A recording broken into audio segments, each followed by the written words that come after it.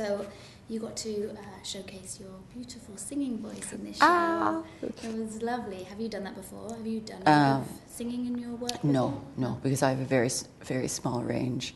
It was lovely, though. Thank you.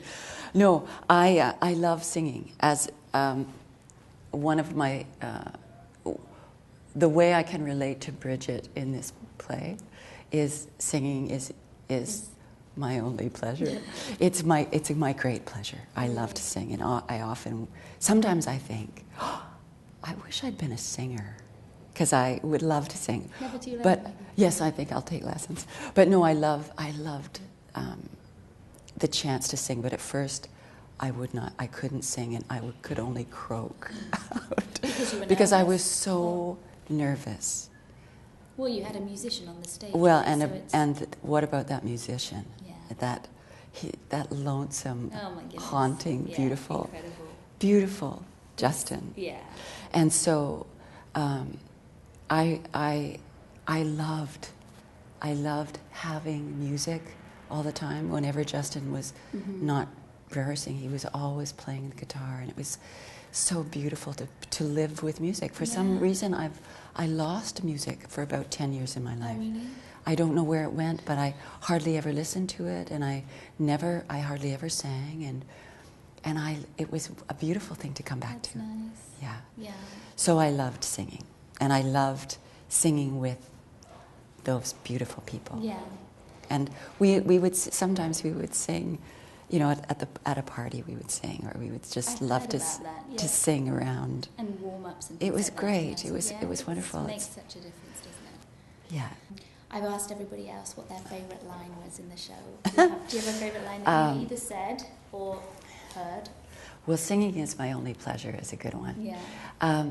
Yeah, there's a couple of lines that really kind of, I think,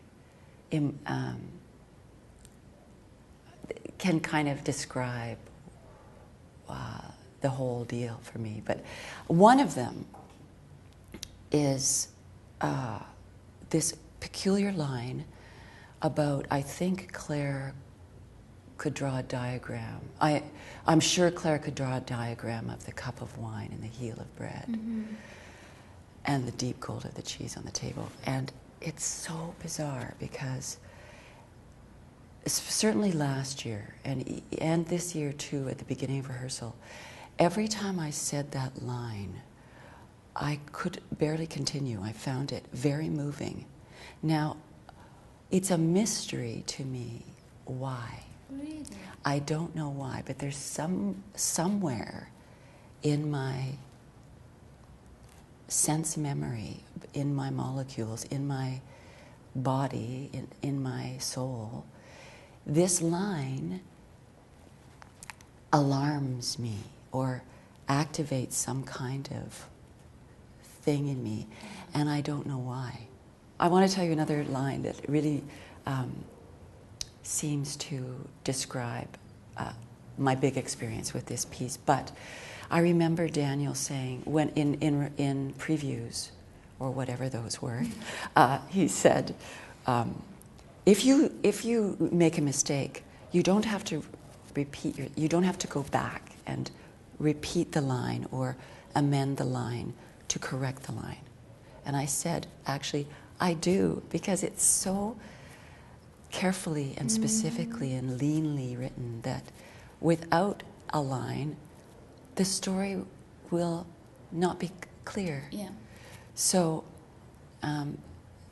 every line to me was, but there was another, in my final monologue, I say about Claire that I'd read an essay. I once read an essay about a writer who was asked to describe an ideal career, and he replied that he would like to be responsible just for a brief stretch or so, 200 yards or so of a river. And for me, that's the landscape of this piece and the love of the natural world and and animals. Yes. There are so many animals in this piece. That to me is just the love of the land and the love a stretch of river is so beautiful to me. Yeah. In terms of your career, when did you decide, or when did you know that this was what you wanted to do, to be an actor? Well, I kind of oozed into it, actually. I didn't decide to be an actor. No, I was a little ballerina when I was. You were? Yeah. And I like most little girls, I also played the piano. And like most little ones, I sat on my mom's lap and felt the vibration of her voice through my back with stories. And I was sort of, I loved all that world. But then I moved. And that world, I moved to a farm when I was 12. And the world of art, I was kind of, took a back seat to the natural world, to the world of the farm and cactuses and horses and thistles and 4-H and cows and dogs and cats and all that stuff. So that became my world, and basketball and volleyball, and because the lessons stopped. Right. So when I finished university, which I took theater in university, I had a beloved drama teacher, and I loved that. But I didn't really know. I came to Toronto to be an actor, to take a class because a friend of mine was taking an acting class. I didn't really know what I just wanted to live in the world of some kind of expression of some kind of love that I had for the world, but I didn't know how. And I sort of fell into a clown class and a mask class and workshops, and it wasn't a formal entry. And then it just kept on. Yeah. And you just kept on enjoying it. Yeah. And so it went. Yep. That's great. And so what's next for you? What's next for you, too?